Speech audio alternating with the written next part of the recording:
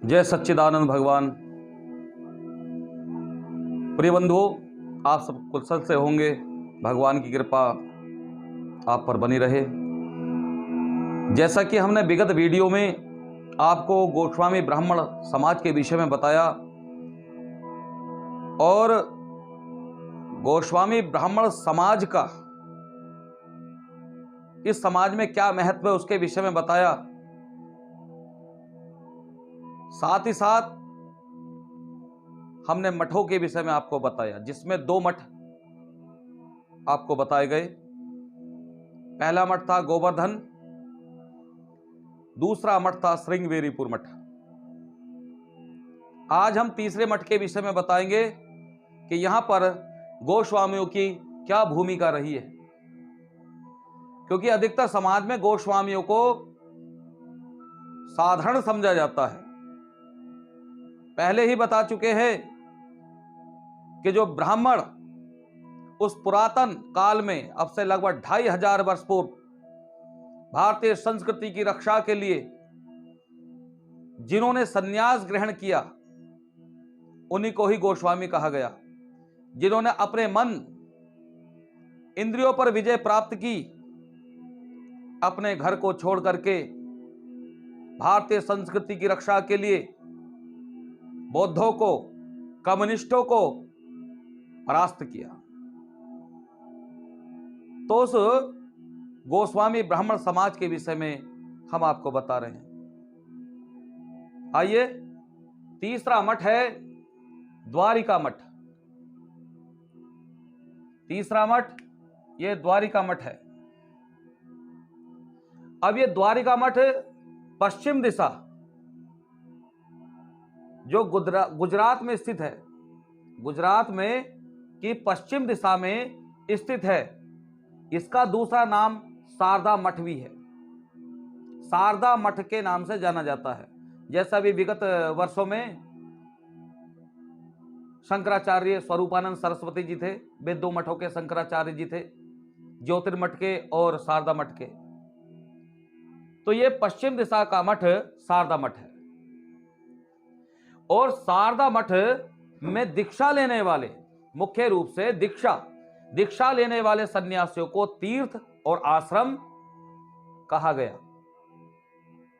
जो इस मठ से दीक्षा लेगा, उस सन्यासी के नाम के आगे तीर्थ और आश्रम लग जाएगा। और सन्यासी, ये सन्यासी हो गए तीर्थ आश्रम, ये सन्यासी तीर्थ और आश्रम। फिर उसके पश्चात बनता है संप्रदाय।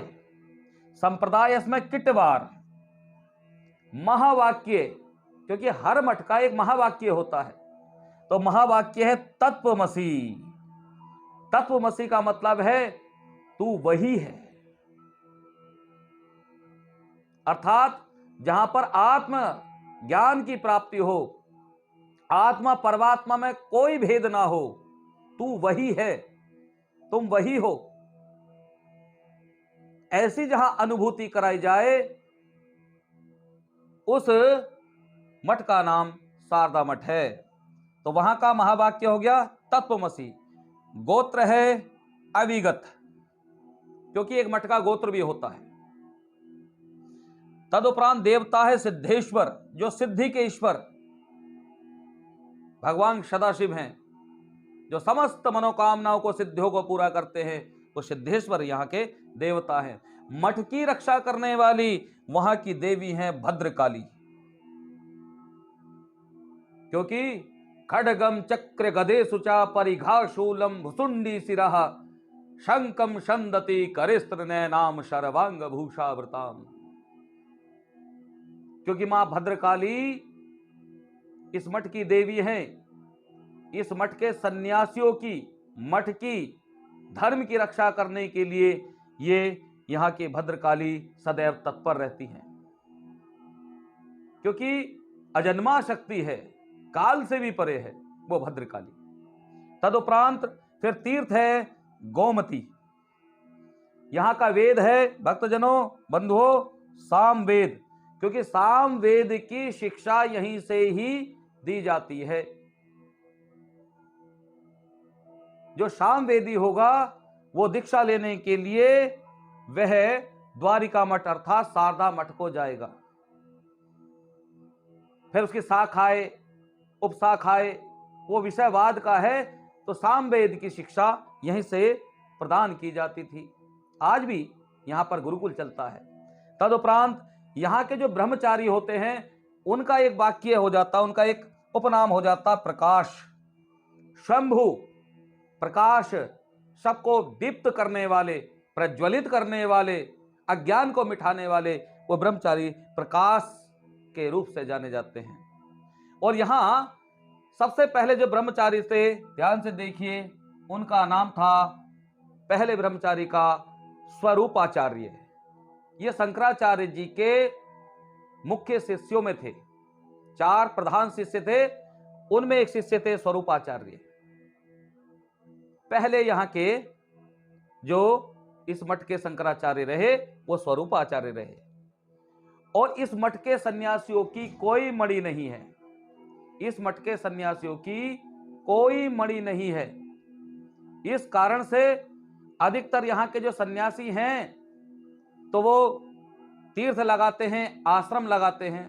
बहुत सारे सन्यासी जैसे कहते हैं स्वामी राम तीर्थ, है ना, आदि रूप से। तो जिनके नाम के आगे गिरी, पुरी, वन, भारती, अरण्यक, पर्वत, सागर, तीर्थ, सरस्वती लगता है, ये सब सन्यासी हैं। ये ब्राह्मण सन्यासी हैं। सत्य और धर्म की रक्षा के लिए इन्होंने अपने घर को त्याग करके सन्यास ग्रहण किया। 2 प्रकार से पाए जाते हैं, एक विरक्त और एक गृहस्थ। तो इस प्रकार से आज हमने तीसरा मठ द्वारिका मठ, जिसको शारदा मठ भी कहा जाता है, उसके विषय में कुछ संक्षिप्त जानकारी आपको दी।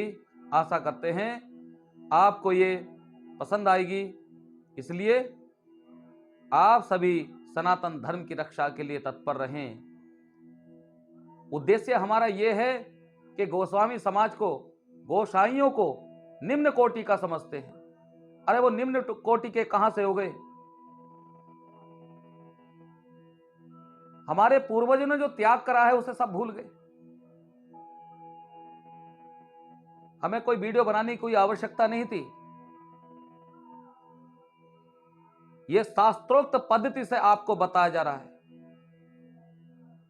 इसलिए इस समाज का सम्मान कीजिए, क्योंकि जगत गुरु ब्राह्मण, ब्राह्मण गुरु सन्यासी और सन्यासी गुरु अविनाशी। जय सच्चिदानंद भगवान।